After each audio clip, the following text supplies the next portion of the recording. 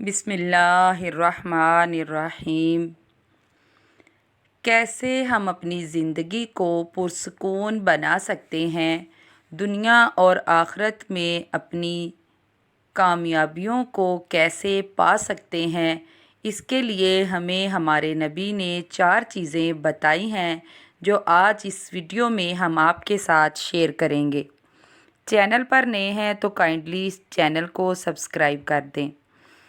حضرت محمد صلی اللہ علیہ وآلہ وسلم نے فرمایا کہ تم 4 باتوں کو اپنا لو، دنیا بھی تمہاری اور آخرت بھی تمہاری۔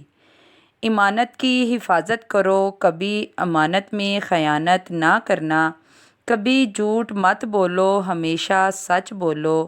ہمارے نبی صلی اللہ علیہ وآلہ وسلم نے فرمایا، میرا امتی ہر گناہ کر سکتا ہے سوائے 2 کے، میرا امتی 2 کام ہرگز نہیں کر سکتا، ایک وہ جھوٹ کبھی نہیں بولے گا اور دوسرا دھوکہ کبھی نہیں دے گا۔ تیسری بات آپ نے یہ فرمائی کہ اپنے اخلاق اچھے رکھو، اس سے تمہارے گھر آباد ہو جائیں گے۔ اور چوتھی بات، میری امت رزق حلال کمانا، حرام کبھی نہ کمانا۔ جو صبح سے شام تک حلال رزق کمانے کے لیے خود کو تھکاتا ہے، اس کے اس دن کے سارے گناہ معاف کر دیے جاتے ہیں۔ ہمارے نبی نے فرمایا، میری امت صرف یہ 4 چیزیں اپنا لے۔ ہمارے نبی نے بڑے بڑے وظیفے نہیں بتائے، چلے نہیں بتائے، اپنی امت کو ہمیشہ مشقت میں ڈالنے سے بچتے تھے۔ ایک صحابی آئے، انہوں نے عرض کی کہ یا رسول اللہ، رزق کی تنگی ہے، تو آپ صلی اللہ علیہ وآلہ وسلم نے آج کے لوگوں کی طرح لمبے لمبے وظیفے نہیں بتائے۔ کتنے لمبے لمبے وظیفے کاروبار کے لیے لوگ پڑھتے رہتے ہیں، کئی کتابوں میں بھی بہت بڑے بڑے وظیفے لکھے ہوتے ہیں جنہیں پڑھ پڑھ کر ویسے ہی انسان کا دماغ ہل جاتا ہے۔ یہ جو لمبی لمبی پڑھائیاں کرتے ہیں، چلے کاٹتے ہیں اور ان میں سے اکثر بیمار ہو جاتے ہیں، اور ان کو دیکھ کر لوگ کہہ دیتے ہیں کہ اس پر اس کی پڑھائی الٹی پڑ گئی ہے۔ اصل میں وہ اس پر پڑھائی الٹی نہیں پڑتی، بلکہ ضرورت سے زیادہ دماغ کو مشقت میں ڈال کر وہ اپنے آپ کو تکلیف میں مبتلا کر کے، عبادت کر کے، پڑھائیاں کر کے خود کو بیمار کر لیتا ہے، اور ہم سمجھتے ہیں کہ اس کی پڑھائیاں اس پر ہی الٹی پڑ گئی۔ آپ نے کبھی لمبی لمبی پڑھائیاں کرنے کے لیے نہیں فرمایا، آپ نے چھوٹے چھوٹے اور آسان وظیفے بتائے۔ اگر یقین سے کریں گے تو آپ کے لیے بھی دروازے کھلتے چلے جائیں گے۔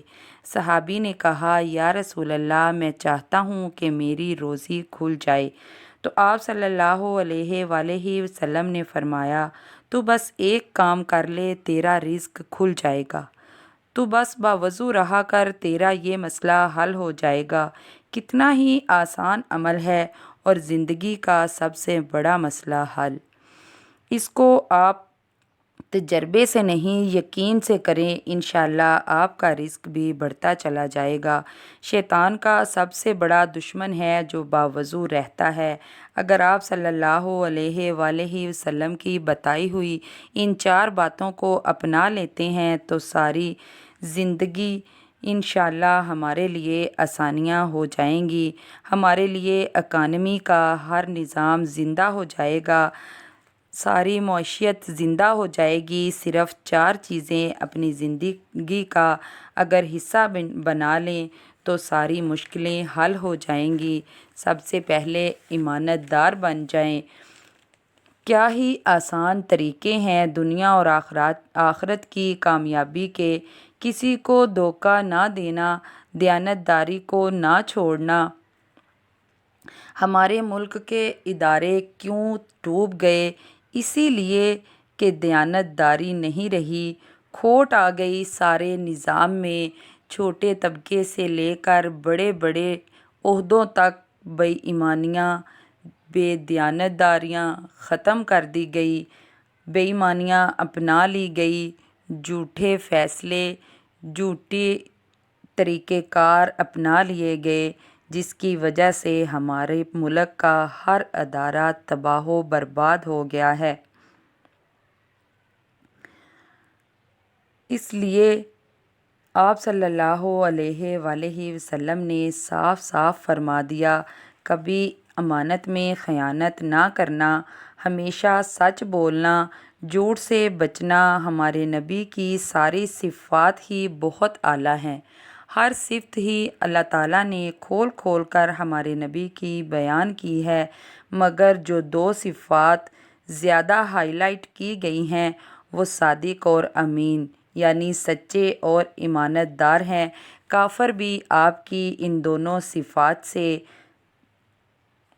متفق تھے، وہ بھی آپ کو صادق اور امین کے لقب سے پکارتے تھے، اور کسی صفت کو اللہ تعالیٰ نے اتنا ہائی لائٹ نہیں کیا جتنا بار بار آپ کو ان دو ناموں سے پکارا گیا ہے۔ ہمارا سارا دین ہی یہ دو چیزوں پر مبنی ہے، سچائی اور ایمانداری ہی ہمارا سارا دین ہے۔ اگر ساری دنیا کے کفر کو بیان کرنا چاہیں تو وہ دو لفظوں میں بیان ہو سکتا ہے، خیانت اور جھوٹ۔ خیانت اور جھوٹ پوری دنیا کے کفر کو بیان کرنے کے لیے کافی ہے۔ ان دو چیزوں میں پوری دنیا کا کفر چھپا ہوا ہے، سچائی اور ایمانداری پوری دنیا کا ایمان ان دو چیزوں میں چھپا ہوا ہے۔ دیانتداری اور سچائی پر پوری دنیا میں اسلام کا پودا پھلتا پھولتا ہے۔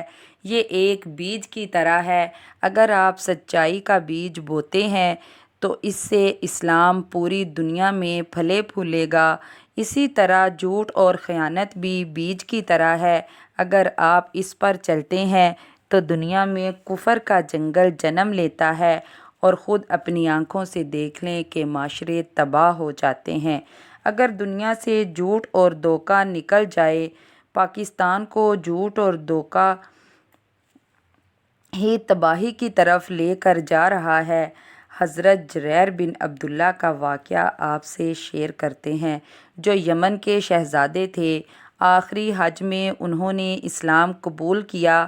اپنے نوکر کو انہوں نے ایک دفعہ کہا کہ گھوڑا خرید کر لاؤ، میں یہاں ہی اس کو پیسے دوں گا۔ وہ منڈی میں گیا، اس نے 300 کا گھوڑا خریدا اور اپنے مالک کے پاس آیا۔ جب انہوں نے دیکھا تو گھوڑا قیمتی تھا، لیکن گھوڑے کے مالک کو اس کا اندازہ نہیں تھا۔ آپ کو گھوڑوں کی نسلوں کی پہچان تھی، تو آپ نے گھوڑے کے مالک سے کہا، تیرے گھوڑے کی قیمت 400 روپے کر دوں؟ تو وہ حیران رہ گیا کہ میں گھوڑا بیچنے والا ہوں اور یہ خریدنے والے ہیں، جبکہ خریدنے والے تو پیسے کم کرواتے ہیں، تو یہ بڑھا کیوں رہے ہیں؟ تو اس نے کہا، ہاں کر دیں۔ جریر بن عبداللہ نے تھوڑا تھوڑا بڑھتے ہوئے ان کے گھوڑے کی قیمت 800 روپے تک کر دی۔